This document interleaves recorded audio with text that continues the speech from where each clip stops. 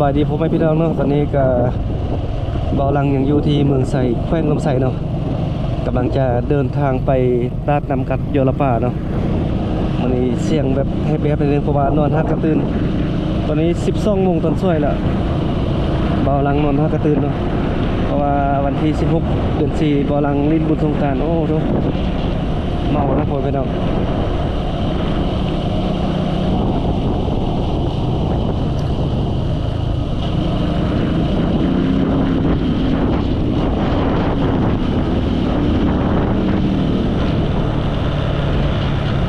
ตื่นปุ๊บแล้วก็ขี่รถออกมาเลยแบบนี้ลืมนะยังดีแต่ว่าพนักงานเขาจะไปเคาะประตูห้องบาลังกันเลยตื่นโอ้คันบริษัทในนอนเพื่อแหละจน1 โมง 2 โมงกันเลยโอ้ลืมเติมน้ำมันเลยมันนี่ก็ได้เข้าให้บริษัทกินเถอะนะตอนนี้ยังอยู่ที่เมืองไสแขวงลำไสพาไปลิ้นไปเที่ยวชมนำตกตาดนำกัดยอระป่านะเพราะว่าบอลังกับบ่ได้ไปโดนเลยนำกัดยอระป่านี่บ่ได้ไปหลายเดือนลองไปเบิ่งว่าเป็นจังไดตอนนี้บอลังก็ได้ขี่รถจักรเดินทางมาฮอดสถานที่ท่องเที่ยวเนาะตาดนำกัดยอระป่าแต่ว่าอย่างบ่ฮอดจุดที่ซื้อปีบ่ฮอดจุดที่เขาเที่ยวชมเถื่อเที่ยวนี้จะเป็นเฮือนของชนเผ่ากะมุเนาะซึ่งว่าเขาเจ้าก็จะมักจัดงานแสดงฮีตของประเพณีวัฒนธรรมของชนเผ่ากะมุแบบดังเดิมเนาะให้นักท่องเที่ยวได้เบิ่งได้ชมอยู่บ่นั้นนะเดี๋ยวจะพาไปเบิ่งแต่ว่าช่วงนี้ยังบ่ทันเฮ็ดหน้าเด้อก็เลยว่าทงหน้าเขาเจ้าบ่เคี่ยวงำบ่ได้เนาะเป็นหญ้าอยู่เดี๋ยวนี้นะบัดนี้ก็เป็นบนถ่ายรูปบนเช็คอินเนาะตอนนี้บาลังก็ได้เดินทางมาฮอดสถานที่ท่องเที่ยวตาดนำกัดยอระป่าเนาะแต่ว่าระหว่างทางที่จะเข้าไปสถานที่ท่องเที่ยวเนาะไปเบิ่งบอนตาดนำกัดยอระป่านี่ระหว่างทางจะมีบ้านของชนเผ่ากะมุเนาะทางด้านขั้วมือนี่เลยซึ่งว่าหมู่บ้านชนเผ่ากะมุนี่ก็เพิ่นจะมักจัดงานแสดงฮิตของวัฒนธรรมฮิตของประเพณีของชนเผ่ากะมุเนาะเป็นฮิตของวัฒนธรรมแบบดังเดิมของชนเผ่ากะมุแสดงให้นักท่องเที่ยวได้เบิ่งได้ชมแต่ว่ามื้อนี้เขาเจ้าน่าจะบ่แสดงเนาะโอเคนะเดี๋ยวมื้อนี้คลิปนี้จะพาเข้าไปเบิ่งไปเที่ยวไปชมบริเวณหมู่บ้านของชนเผ่ากะมุนี่เบิ่งว่าจะเป็นจังไดนะเพราะว่าเบาลังก็บ่ได้มาดนแล้วซึ่งว่าทางเข้าก็จะอยู่บนนี้เนาะแล้วก็รถจักร เบาลังเดินทางมากับรถจักรเนาะเอารถจักรไว้นี่แล้วก็ย่างเข้าไปเดี๋ยวจะเก็บภาพระหว่างทางที่ย่างเข้าไปเที่ยวบ้านชนเผ่ากะมุว่าเป็นจังไดเนาะทางเข้าก็จะมีปลายนี่บ้านชนเผ่ากะมุเนาะทางเขาก็จะเป็นแบบนี้ไปโอ้ฟังเสียงแมลงแมงไม้ห้องนี่มีแมงไม้มีสัตว์ป่าไล่เนาะอยู่นี่นะโอเคนะอันนี้ก็เป็นทางเดินเข้าไปหมู่บ้านของชนเผ่ากะมุแล้วก็จะมีดอกไฟก็จะเปิดประดับอยู่ระหว่างทางไปเนาะ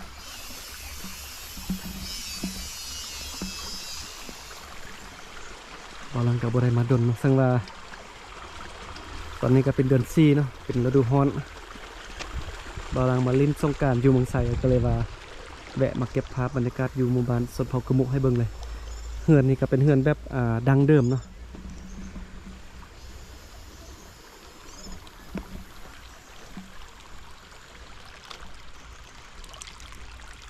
แต่ว่าบาลังมักอันบนนี้เลยเพราะว่าระหว่างกลางของหมู่บ้านนี่จะมีน้ำห้วยไล่มาเนี่ยน้ำกับเป็นน้ำแบบใส่เย็นแนะนำเลยเดี๋ยวจะพาเดินเที่ยวชมบริเวณสถานที่แห่งนี้นะว่าเป็นจังไดมีคนอยู่บนนอตอนสวยแบบนี้นะ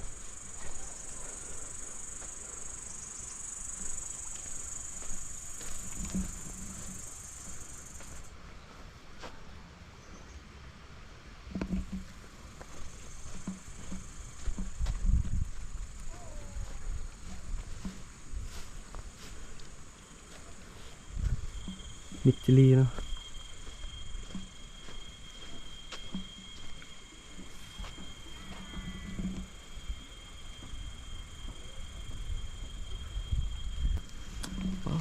จับได้บ่รอนี่พี่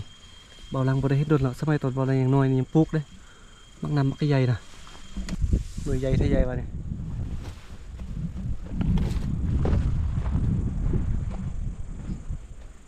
เล่นต้นมักน้ำมือเต็มนี่เลยข้างเงินนะปลูกกล้วยปลูกมักน้ำปลูกผักหอมปลูกสลีเนาะอันนั้นก็จะเป็นทงนาแต่ว่าโซนนี้เขาจะยังบ่ทันปลูกเข้าเถอะสวยงามเลยเนาะ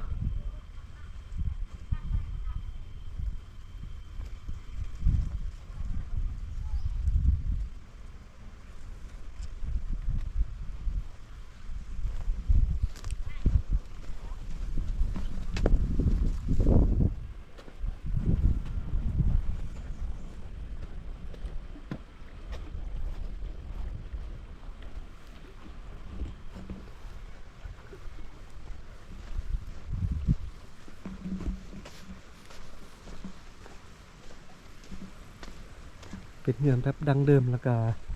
การออกแบบนี้คือกันหมดเลย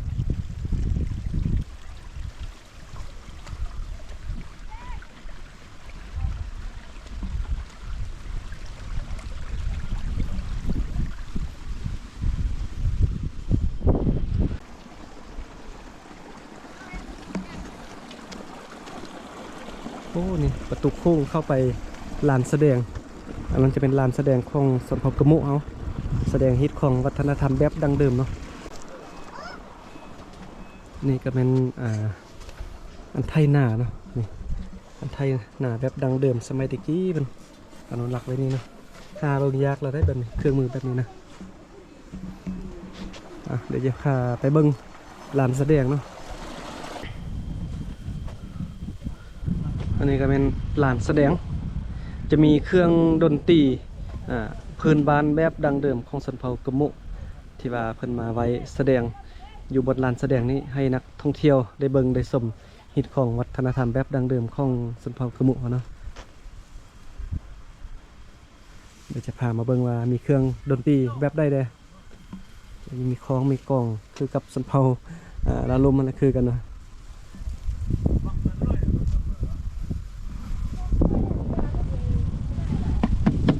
มีแขน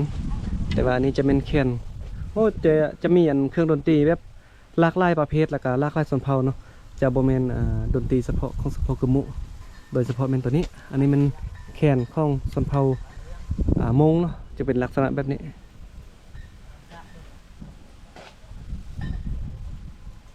อันนี้เป็นระนาดเนาะมีระนาดมีกลองมีพิณเมี่ยงกะว่ากันไปเนาะ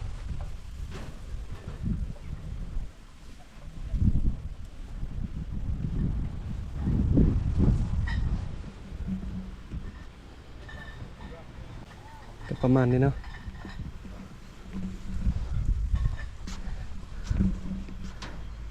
ส่วนทางด้านนี้ก็เป็นสมวิวทงนาเนาะแต่ว่าช่วงนี้เขาจะบ่ได้ปลูกเข้าถ้าว่าเป็นช่วงปลูกเข้านี่แค่ทงนานี่เข้าเขี้ยวงามสุดเลย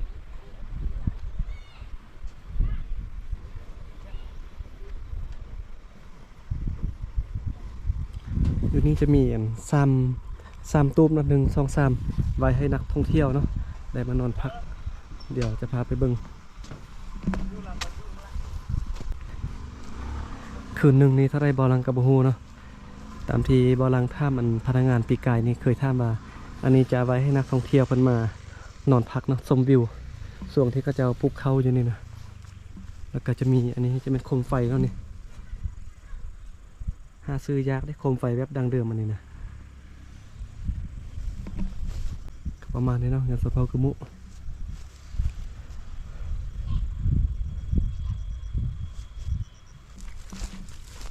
อยู่เมืองไซแขวงกระดมไซนี่ก็มีสถานที่ท่องเที่ยวลายบอลเนาะมีตัดนำกัดโยลปาทำจอมอ่องและภูยักษ์คาแล้วก็ยังมีอีกลายบอลที่บอลังบูฮูนะบ้านสนเผากะมุก็ประมาณนี้เนาะบอลท่องเที่ยวฮิตของวัฒนธรรมแบบดังเดิมเนาะซึ่งว่าฮิตของวัฒนธรรมแบบดังเดิมสมัยนี้ก็หาเบิ่งได้ยากแล้วก่อนที่จะเข้าไปเที่ยวสมน้ำตกตัดน้ำกัดโยลปานี่บอลังจะพาไปเบิ่งบอลที่เขาเจ้าค่ายเครื่องเนาะเป็นเครื่องเก่าแก่แบบ สมัยตะกี้แบบดังเดิมมันนะไปเบิ่งว่าเขาเจ้าจะขายราคาเท่าไรจะขายแพงได้บ่เนาะวันนี้บ่ลังจะพาไปเบิ่งซึ่งว่าบ่ลังก็เคยพามาเบิ่งเทื่อนึงแล้วปีกายนะแต่ว่ามื้อนี้บ่ลังกลับมาเบิ่งอีกครั้งเนาะซึ่งว่าเครื่องที่มาขายอยู่นี่ก็จะมีอ่าหลากหลายชนเผ่าเลยเนาะบ่ว่าจะเป็นของชนเผ่าลาวลุมกะมุชนเผ่ามงหรือว่าชนเผ่าไต้ดำชนเผ่าลือกันมีหลากหลายเนาะอันนี้จะเป็นโคมไฟนี่เป็นโคมไฟแบบสมัยตะกี้สมัยดังเดิมนะเดี๋ยวมาเบิ่งว่า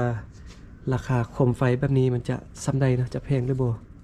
ว่าแต่วันนี้เขาจะบ่ขายเนาะเขาจะติดป้ายไว้สินค้าอันใดดีก็จะขายเขาจะติดราคาเนาะเดี๋ยวจะพายางเลาะเบิ่งเนาะว่าจะมีหยังเด้อันนี้ก็เป็นฮีทเนาะเป็นฮีทแบบเก่าแก่ฮีทดังเดิมสมัยตะกี้อันนี้จะเป็นวิ่งเนาะถ้าเราเป็นภาษาลาวจะเอื่นว่าเป็นวิ่งเอาไปซ่อนปลาหน่วยบ่ซ่อนคั่วกันนะแต่วันนี้เขาจะบ่ขายเนาะจะติดปลายไปนี่อันนี้ก็เป็นบ่วงภาษาลาวเอื่นว่าจะมีเนาะ เป็นบ่วงของชนเผ่ากะมุเพิ่นจะตัดเอางาไม้ไผ่บ่ไม่สร้างบ่มาแต่งเป็นบ่วงแบบนี้นะตักสดน้ำแกงกินเนาะอันนี้ภาษาลาวลมเขาเอิ้นว่าคล้องอันนี้นะโอ้แล้วก็มีเครื่องเงินพร้อมเนาะมีใส่คอเงินมีคองมีกองอันนี้มากน้ำเต้าก็จะมีสุดเนาะสุดประจำชนเผ่าหลากหลายชนเผ่าเลยชนเผ่าอาคาชนเผ่าลือไต้ดำลาวลุมมงหรือว่ากะมุเนาะอันนี้เครื่องปั่นไฟบ่นี่เครื่องปั่นไฟปั่นฮูกเนาะเขาจะติดราคาอยู่นี่ถ้าว่าบ่ขายอะไรบ่ขายก็จะเขียนว่าบ่ขายเนาะส่วนอะไรขายก็จะติดราคาไว้อันนี้ก็เป็นจักรตัดเย็บเนาะไว้เย็บทรงเสื้อเนี่ย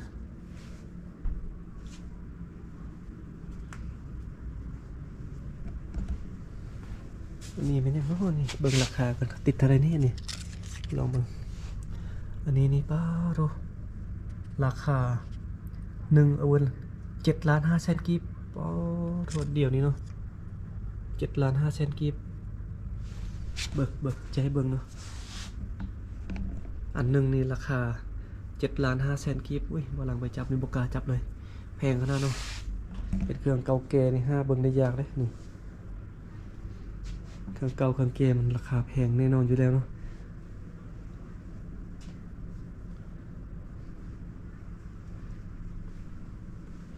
อันนี้เขาจะเอิ้นผ้าลบลายบ่นี่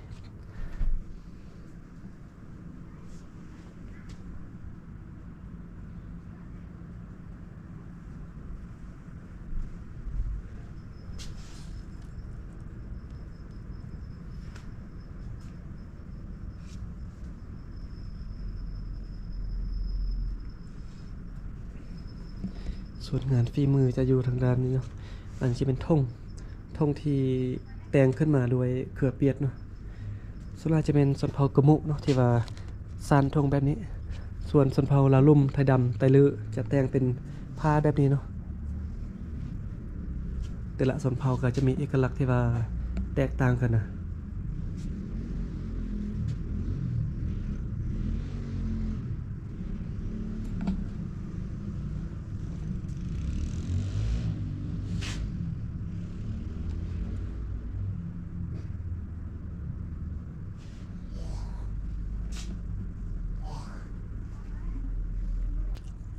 ตัวนี้ราคา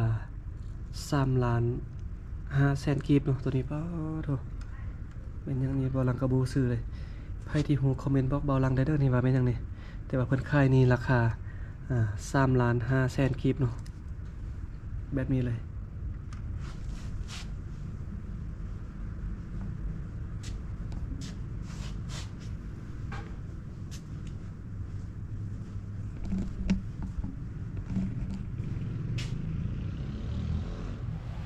โอเคเนาะเมื่อกี้กับบอลังได้พาไปเบิ่งบนที่ค่ายเครื่องหัตถกรรมแบบดังเดิมของแต่ละชนเผ่านะเดี๋ยวบอลังจะพาเข้าไปเที่ยวชมนั่นก็เป็นรถที่ให้นักท่องเที่ยวเนาะใครที่ต้องการไปน้ำตกหรือว่าไปเดินป่าจะขี่รถนี้ไปซึ่งว่าเรามาเที่ยวต้านำกัดโยลบานี่ก็จะมีหลากหลายกิจกรรมเนาะ ให้เราจะเข้าไปเที่ยวชมราคาแต่ละกิจกรรมก็จะบ่คือกันถ้าไปเที่ยวชมราคาก็จะถูกหรือว่าไปเขาน้ำตกราคาก็จะบ่คือกันหรือว่าจะไปขี่รถไปขี่สลิงเนาะซึ่งว่ากิจกรรมแต่ละอย่างนี้ราคาจะบ่คือกันเนาะทางเข้าจะอยู่บนนี้ส่วนบอลซื้อปีก็จะอยู่ทางด้านนี้เนาะโอเคเนาะเดี๋ยวบอลังจะเข้าไปซื้อปีทางด้านนี้แล้วก็จะมาเข้าเที่ยวชมทางด้านนี้เนาะโอเคนะตอนนี้บอลังก็ซื้อปีแล้วเฉพาะปีที่เราซื้อเข้าไปเที่ยวชมบริเวณนี้นี่ผู้หนึ่งนี่42 บาทกีบเนาะต่อคนต่อปีแบบนี้หลังจากซื้อปีอยู่นี่แล้วเราก็เข้าไปทางด้านนี้เนาะเพื่อจะไปเที่ยวชมส่วนราคา42 พันกีบนี้เป็นราคาที่เฉพาะเข้าเที่ยวชมเท่านั้นเนาะ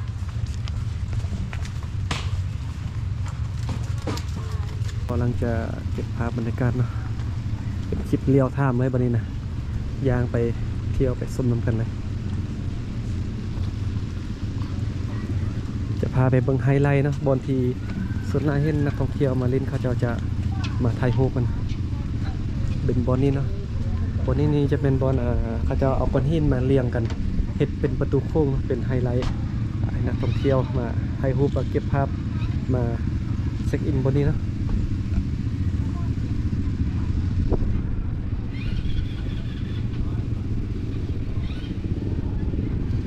โอ้จะมีรถ4 ล้อเนาะมีหลากหลายกิจกรรมเลยคือที่บอลังได้เว้าเนาะอยู่ใต้น้ำกัดยลปานี่จะมีกิจกรรมหลากหลายอย่างให้เราซื้อปีเข้ามาเนาะจากซื้อปีเข้ามาเที่ยวชมก็ได้แต่เที่ยวชมหรือว่าจากซื้อปีเข้ามาขี่รถ4 ล้อก็ได้เนาะหรือว่าจะขี่สลิงเที่ยวน้ำตกมีหลายอย่างเนาะโอ้เป็นฝรั่งน้อยเป็นตัดขนาดฝรั่งน้อยขี่รถจักรวันนี้รอมึง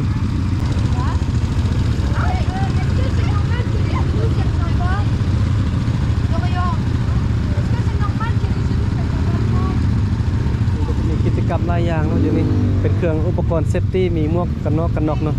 มาลิ้นมาเที่ยวอยู่นี่จะมาเป็นครอบครัวเลยโอ้คณะนักท่องเที่ยวอยู่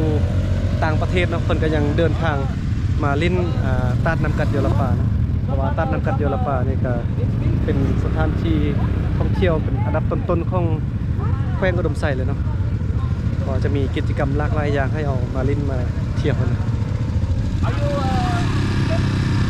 บริเวณดาวน้อยเลยคุณไปแล้ว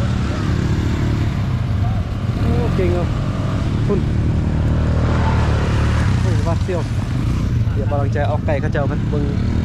เป็นเด็กน้อยๆแล้วว่าขี่รถห้าวไทยห้าวว่าคนต่างประเทศนี่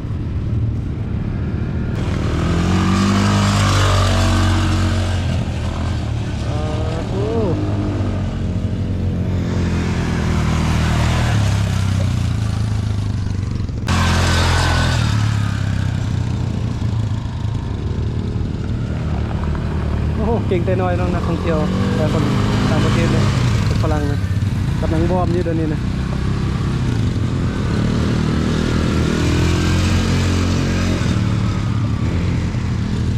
โอเคนะทางด้านนี้ก็เป็นอันห่อ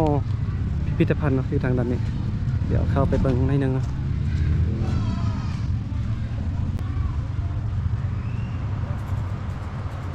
ทางด้านนี้ก็เป็นห่อพิพิธภัณฑ์เนาะ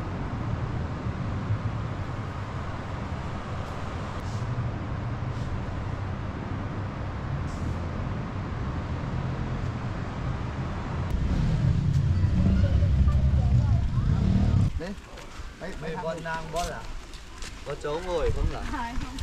Chú cho phải con đấy lợn. Xưa ấy thì có nhưng mà chắc là người ta ngồi hết rồi. ส่วนสงกรานต์ตอนนี้ก็นักท่องเที่ยวมาเล่นมาเที่ยวแล้วจังหวะมื้อนี้ก็เป็นวันที่17เนาะเดือน4ปี2026หลังจากแล้วสงกรานต์ก็มื้อนี้ก็มีหลายครอบครัวเนาะพาครอบครัวมาเล่นมาเที่ยวตาดน้ำกัดยลปาแล้วเดี๋ยวบอลังจะพาไปเบิ่งบอนสระลงเล่นน้ำก่อนตอนนี้นะ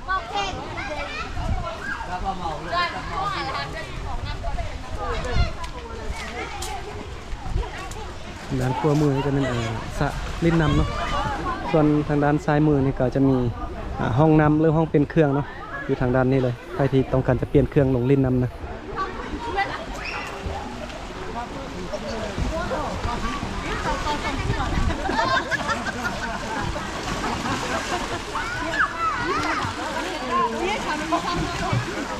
อยู่ฝั่งนั้นจะเป็นขันสระน้ำของเด็กน้อยเนาะส่วนทางด้านนี้จะเป็นสระน้ำของผู้ใหญ่เพราะว่าเท่านี้มันจะลดนะวันนี้ก็วันขึ้นไปขี่สไลเดอร์นะเดี๋ยวจะพาขึ้นไปทางด้านนี้เบิ้ง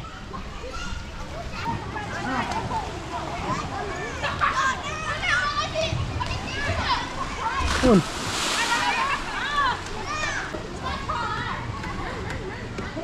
ไม่ใช่หูแอร์ของมั้งหูแอร์ของมั้ง ให้คน ให้คนตุ้ยไปก่อนวันนี้ลองเบิ้งนอนลงแม่คันบนนอนไปบ่ไหว้นอนเอาล่างทู่ไปนะ ไปบ่โอ้บ่ไป มาได้ใส่เช้านี่ มาเต้ห้องสี่ พงศลีป้ามาไกลเนาะนอนเอาล่างทู่ไปมันจริงไปแบบนั้นแหละบ่ต้องจับเอา ไปแล้วนะผู้สาวมาได้พงศลีเวลาขี่สไลเดอร์นี่นอนนะแบบเอาล่างทู่ไปเลยมันจริงไปนะเอานั่งแบบเอาก้นนั่งมันบ่ไปนะโอเคก็เบิ่งสระลอยน้ำมาทางด้านนี้ก็เป็นห้องน้ำแล้วก็ห้องเปลี่ยนเครื่องเนาะทางด้านนี้ก็มีอาหารเป็นโซดจุดเป็นบอลไปเนาะ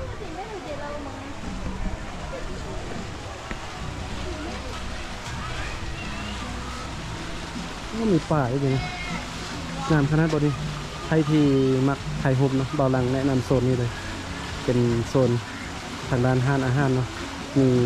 น้ำพุน้อยอยู่นี่แล้วก็เขาเจ้าจะเลี้ยงปลาอยู่นี่ทางเดินข้ามน้ำด้านนี้โอ้งามบรรยากาศที่งามขนาดเลย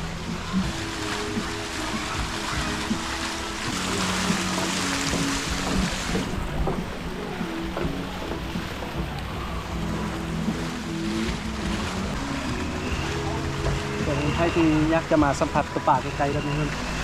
โอ้นี่ป่ามันลอยมามอๆเลย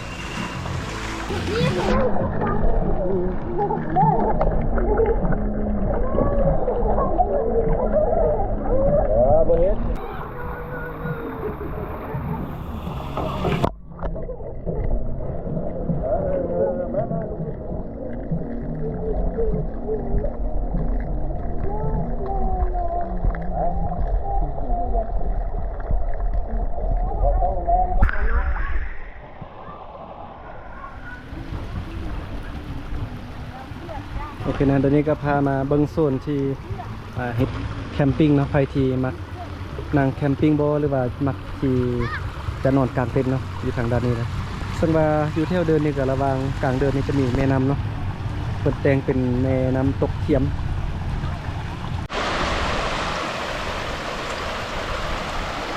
บรรยากาศตัวนี้ครั้งบรรยากาศตัวนี้ใครที่มักแคมปิ้งหรือว่ากลางเต็นท์นอนเบาลังแนะนำเลยมาเที่ยวโซนนี้ทางด้านนี้อยากจะให้เบิ่งบรรยากาศรอบๆนะเป็นแม่น้ำไล่ผ่านกลางเดินแบบนี้แล้วก็ทางด้านนี้ก็มีโต๊ะตังมีบนพวกกินมีบนกลางเต็นท์มีเดินยาแบบนี้นะแล้วก็มีตู้อยู่ฝั่งนั้นก็จะมีแม่น้ำกัดเนาะเย็นไทยเย็นมานำเนี่ยโอ้เห็นผู้สาวโอเคในคลิปนี้ก็บอกลังกาพาพ่อแม่พี่น้องเดินทางมาเที่ยวมาชมสถานที่ท่องเที่ยวนะตัดน้ำกัดโยลป่าบาลังกาซื้อแต่ปีเข้ามาเที่ยวชมเลยนะบ่ได้ซื้อปีเข้าไปฮอดน้ำตกตัดนะสังว่าเฮามาเล่นตัดน้ำกัดโยลป่านี่ก็จะมีกิจกรรมเนาะหลากหลายอย่างให้เฮาซื้อปีถ้าว่าเฮาต้องการที่จะไปซื้อปีเข้าเที่ยวชมน้ำตกตัดก็จะราคาหนึ่งเนาะถ้าว่าเฮาต้องการซื้อปีเข้ามาขี่รถจักรหรือว่าขี่สลิงกับราคามันก็จะแตกต่างกันไปแต่ว่ามื้อนี้บ่ลังซื้อปีเข้ามาเที่ยวชมบริเวณแถวเดินนี้ส่วนน้ำตกนี่จะอยู่แถวเทิงภูพุ่นเนาะราคาก็จะแพงกว่าที่เฮาซื้อปีเข้ามาเที่ยวชมแล้วเนาะเอาคลิปนี้มาวันนี้บ่ลังก็ขอขอบใจนะผมมีพี่น้องที่ว่ามาเบิ่งมาชมคลิปของบ่ลังตั้งแต่ต้นจนจบคลิปส่วนคลิปนี้บ่ลังก็ขออนุญาตจบคลิปเพียงเท่านี้กันเด้อเนาะเดี๋ยวคลิปต่อไปบ่ลังจะไปถ่ายคลิปยังลงก็มีแต่รอท้าเบิ่งคลิปต่อไปของเบาลังเนาะ